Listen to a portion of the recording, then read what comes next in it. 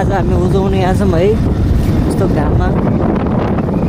आज यसको काम गरेर आएको, खास काम भएन, अर्कै काम भयो। अब उजाउने आइएछ, बिना प्लान त्यसै उडेर हिँड्ने बानी छ हाम्रो चाहिँ। त्यही हो, हामीले अब यो चाहिँ उजाउने कहाँ छ भन्दाखेरि चाहिँ परासी तल देशी एरियामा छ। देशी एरियामा नभनौँ नआएको, त्यही पनि अलि मधेसीको बाहुल्य त धेरै छ, त्यो ठाउँमा चाहिँ हामी जाउँ। यस्तो घाम लागिरहेछ यहाँ त साइड हाम्रो साइड चाहिँ हेर्नुहोस्, घाम चाहिँ कडक हुन्छ होइन। त्यही हो, अब यहाँदेखि चाहिँ यता घुम्नुपर्छ, यहाँदेखि तल चाहिँ यहाँ चाहिँ यस्तोमा छ होइन। त्यही हो, गर्नुपर्छ, क्यामेरा बन्द गर्नुपर्छ। आँप त एउटा पनि फलेर हेर्नुहोस् अहिले यहाँको, यहाँ पुरै खाली रहेछ। कपडा होइन कति फोहोर छ म्याट जस्तो लागेर आइरहेको म। Please do not climb on stupa, कृपया स्तुपामाथि नचढिदिनु होला। किन भन्दाखेरि स्तुपामा चढ्दाखेरि यहाँको नियम हो पहिलादेखि चाहिँ, अहिलेदेखि होइन। स्तुपामा नचढ्नु होला भनेर भन नि बालेबाट चढ्दै।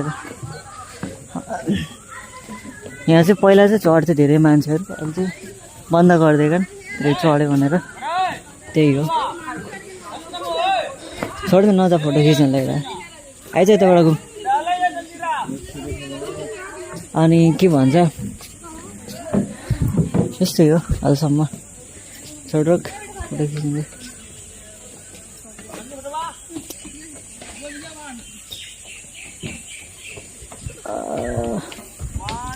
अनि यहाँ अरू चप्पल लाउने आउने हो, बाले छैन, अरू त केही छैन। फेरि आइ बोल्ला क्यामेरामा।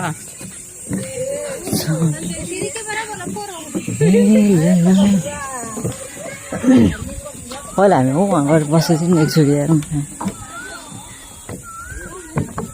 यही छ, यहाँभन्दा केही पनि छैन।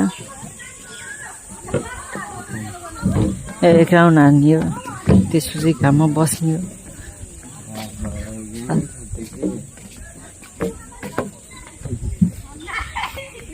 के हो धोतीहरूको त ग्याङै छ त।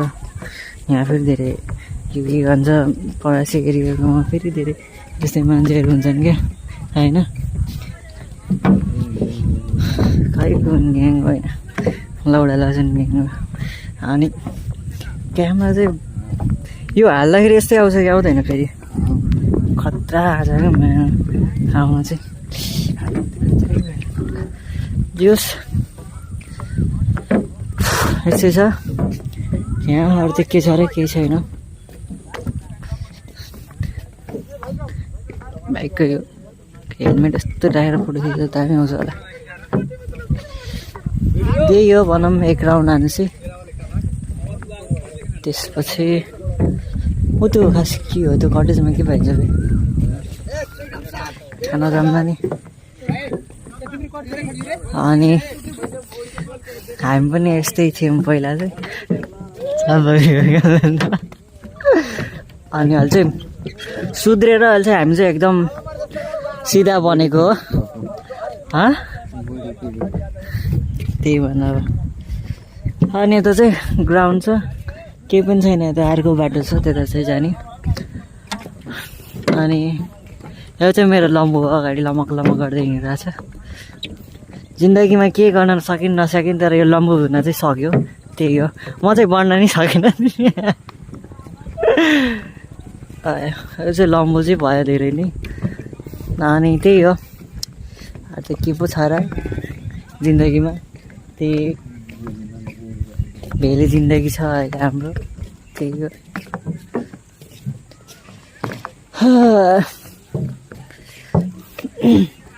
मलाई फेरि लाज घिन शरम भन्ने केही लाग्दैन। म उहाँ बसेरै पिसा पनि फेरिदिन सक्छु, तर यस्तो ठाउँमा आएर यसो बोल्नु हुँदैन, त्यो मलाई पनि थाहा छ क्या।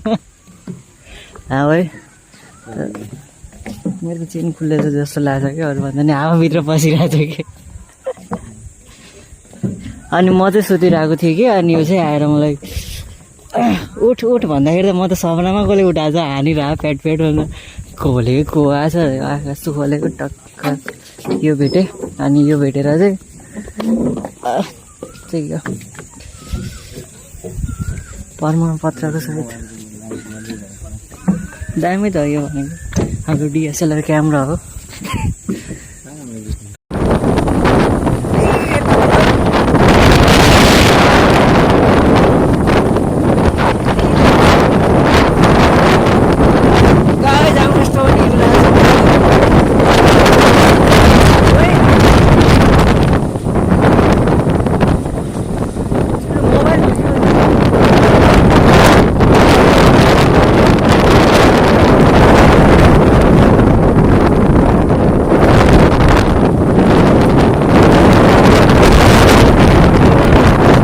फाइनल्ली गाइस हामी चाहिँ रानी पकड आएर अड्क्यौँ पानी परेको अवस्था छ होइन बहुत ठुलो के भन्ने हावा ठुलो होला है अरूभन्दा नि अहिले रानी पकड आएर बसिरहेछौँ त्यही हो चिसो हावाले हानेर हैरान छ अब कतिखेर पानी बस्ने कतिखेर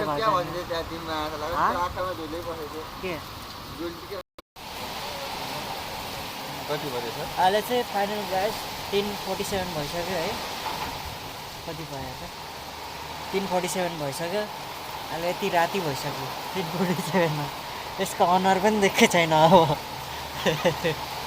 यस्तो भइसक्यो अहिले तर यहाँ त यति हावा आयो होइन यति ठुलो हावा आयो तर यहाँ एउटा हावा पनि गर्छ भनेपछि यो आँप चाहिँ सुपर कुकुर टाँसेकै हुनुपर्छ यहाँ पकाए पनि गाई छैन के दिने तँलाई कहाँ पानी बेच्नु यस्तो पानी परेर हामी चाहिँ पानी परेर अड्केर यहाँ बसिरहेको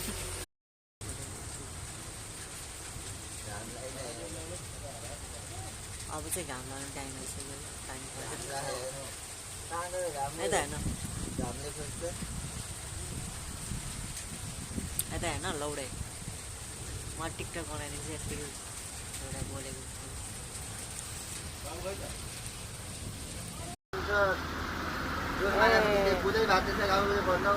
अस्ति रातिको 2 बजे गएको भने पसाइरहेको थियो हिँडिरहेको थिएँ अब पानी चाहिँ यति बवाल परेन कि तर हावा चाहिँ बवाल परेको है एउटा मगान त दोकानै होइन